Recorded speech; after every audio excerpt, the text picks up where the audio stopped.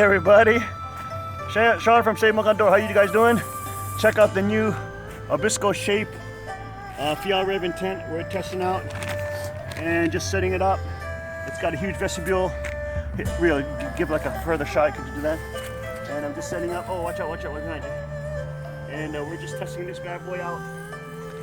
Putting this down for the queen and checking it out. It's a pretty awesome tent. There seems to be like enough room in here.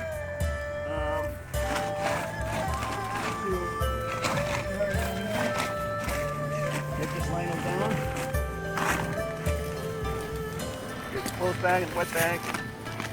Get this log. It's down. There seems back here, there really is a Taj Mahal in here. Really a Taj Mahal. Body on this side. And what I got tonight is I'm going to be testing out the system where we got the black bag on MMS, got an SOL bivy inside, and it gets really cool. I just got my Land Shark waterproof bivy outside.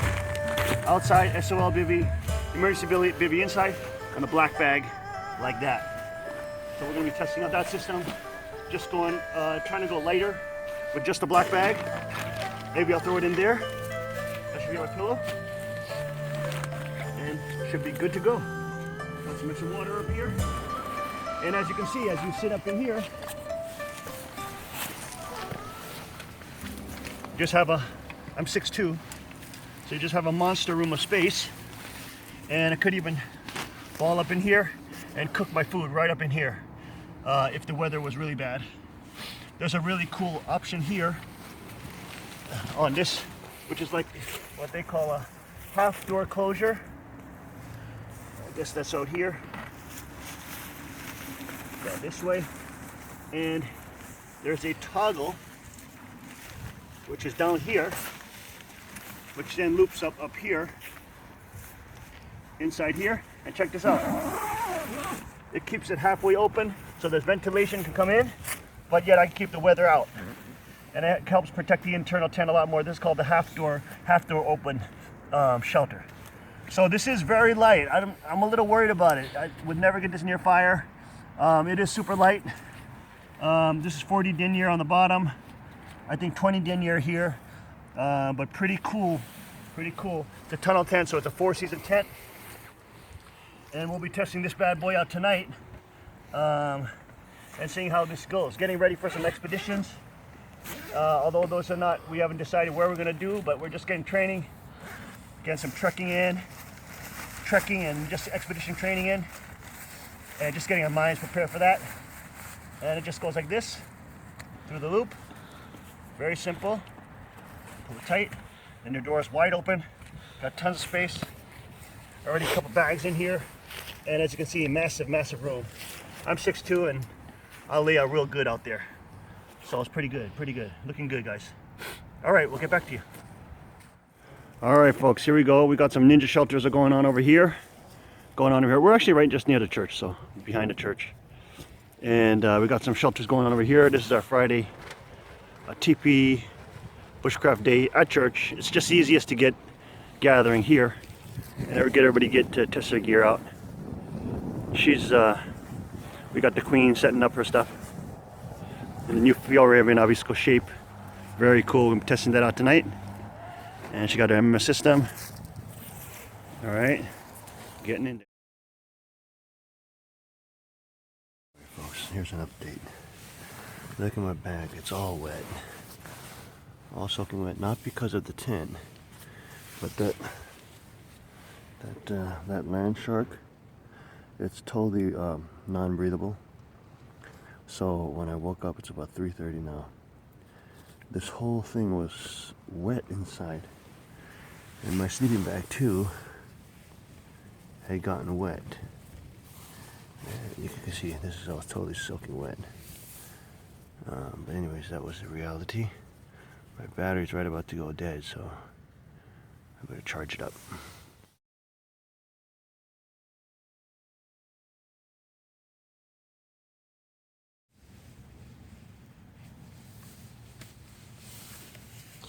Alrighty, folks. We're up and we're gonna test out cooking a meal inside this canopy. It's quite thin, so I'm a little worried about it, but I'm supposed to be able to do it, so let's just get this started. There we go.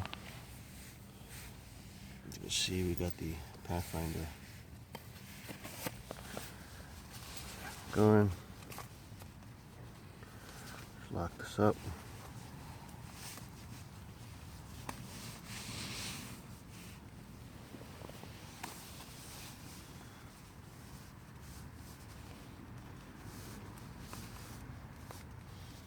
Cannot go nowhere.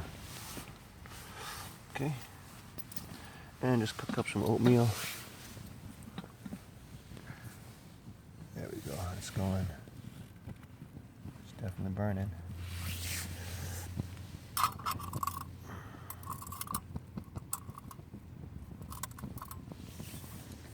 All right.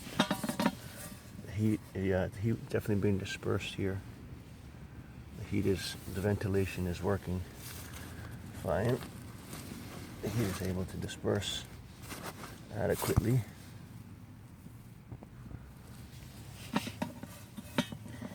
And we're just cooking inside. Inside. Get some water on the brew. This will be our coffee water as well. Oatmeal and coffee.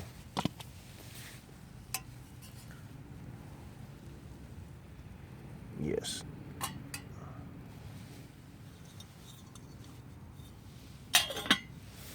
Okay, inside a tent. Alrighty. Alright, folks. Well, as you can see, my bag did dry back out. It did get wet because of the land shark out. The bivvy is not breathable. And basically, let me give you a view here. There's a lot of vent spots here. There's another venting down there. There's 2 layers here, okay? 2 layers. There's even a draw cord here which helps tighten up this roof if you want. This layer did start condensing about 8 o'clock. We felt it and it was a little wet. But as soon as we opened those vents up, down here it's starting to open up again and starting to clear that condensation out, which is great. This is rain and snow, as you can see. There is a little bit of snow on the ground. There's I don't know if you can see that. Can you see that? There's snow on the ground. Right here, and right out there. Just a tiny bit. And it's, I guess, turned back to rain. Okay, fire is working good. It's brewing up nice inside this tent, and it's okay. So it's working pretty good. Yeah. Enjoying it. This vestibule is quite awesome to have, I have to say. Yeah, so the vestibule is great to have. It is quite roomy in here. I'm 6'2". If I sit up in here, okay, up near this door, my head does hit. All right, so that was the only thing that I would say, but I mean, it is an ultralight tent, and it is super, super light. I mean, you can't really get lighter than that in terms of a tent this big for 2 people. It is really a 2-person tent. I mean, I'm 6'2", 200, and my wife was here, and she had a lot of space. Our dog is actually in here as well, so it did good. No condensing any other places. That's good. It's interesting. It's interesting trying out this more trekking synthetic gear. I could definitely feel next to the fire last night. I couldn't get up close on it because I had a lot more synthetic stuff on, but it's a lot lighter weight. And I did about a mile yesterday with my whole load out just to test on my bag and hip belt and with my gun belt as well. And it felt pretty good. And so this is my first kind of explorations in the trekking world and keeping everything light. And like this stuff, this puffy coat is also, you know, a synthetic material. So like the downside is I can't get near a fire. I can't get near like really like bushcrafty. I can get my wolves real close. But the upside is a lot lighter, and we could do distance. So we could do dozens of miles, 10, 20, 30, 40 miles of traveling. Whereas with my bushcraft gear, it's much harder to do that. And you wouldn't necessarily do that for bushcraft survival. You would hug woodlands and hug resource-rich areas, and you know, either signal, or if you wanted to stay there and create primitive camps, then you would do that. But trekking feels to me a little different in the sense that you have A and B, point A and B, and you just want to get there as fast as you can. So you don't even mess with firecraft and things like that. You just bring a propane stove. Here I just got the denatured alcohol stove burner, and you just pack in, pack out, and move. 10 miles, 15 miles, 20 miles, however you can do it. 5 miles, however many miles you can do, and then camp again, and then move. So it's a different type of art, and it is interesting to start explore it. Alrighty, well, that's it. Alright, folks, just got the water off the boil, and we got some blueberry and apple oatmeal going on.